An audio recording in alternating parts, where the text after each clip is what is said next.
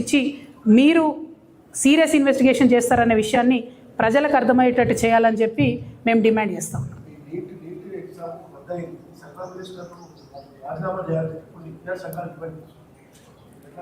అంటే ప్రధానంగా ఒకటండి, నిన్న నేను మన ఖాన్ సార్ అని ఉంటాడు, ఆయన ఒక మాట అన్నాడు. అంటే ఎంత బాధ అయిందంటే నీట్ కోసం ప్రిపేర్ అయ్యే పిల్లలు వాళ్ళు రాత్రి పగలు 24 గంటలు ప్రిపేర్ అవుతారు. వాళ్ళ టెన్షను, ఆ బైపీసీ పిల్లల బాధలు అయితే వర్ణనాతీతంగా ఉంటాయి. నేను కూడా మా ఇంట్లో పిల్లలు, మా చుట్టాల బంధువులు చదువుతుంటే చూసిన చాలా ఘోరమైన పరిస్థితి ఉంటుంది.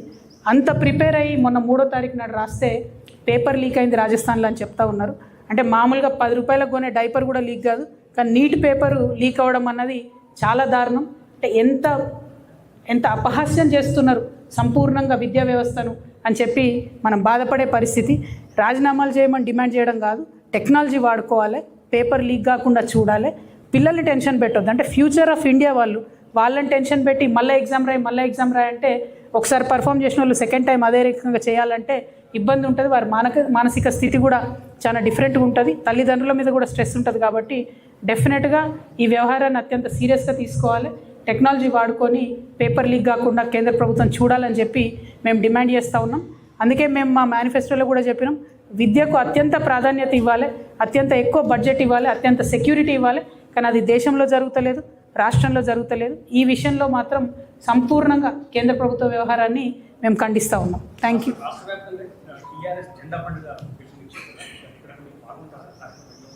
ఎస్, మేము ఈ మధ్యలో అంటే 28 లోపల ఒక్కసారి మళ్ళీ మా అన్ని జిల్లాలకు సంబంధించినటువంటి ముఖ్య బాధ్యత ఉన్నటువంటి బాధ్యులందరినీ కూడా కలిసి ఈ నెల 20వ తారీఖు నుండి వచ్చే నెల 20వ తారీఖు వరకు తెలంగాణ రక్షణ సేన జెండా గద్దెలు నిర్మించుకోవడం, అన్ని చోట్ల జెండాలను ఆవిష్కరించుకోవడం, ఆ కార్యక్రమాన్ని చేస్తాం. నేను కూడా చాలా చోట్లకి వెళ్ళి ప్రత్యక్షంగా కొన్ని జిల్లా స్థాయిలో, కొన్ని నియోజకవర్గ స్థాయిలో, కొన్ని చోట్ల మండల స్థాయిలో, ఇంకొన్ని చోట్ల గ్రామ స్థాయిలో కూడా జెండా పండుగ కార్యక్రమాల్లో పాల్గొనడం జరుగుతుంది. వచ్చే నెల అంతా కూడా మేము దాన్ని పునాదిగా భావిస్తూ ఉన్నాం పార్టీ నిర్మాణానికి.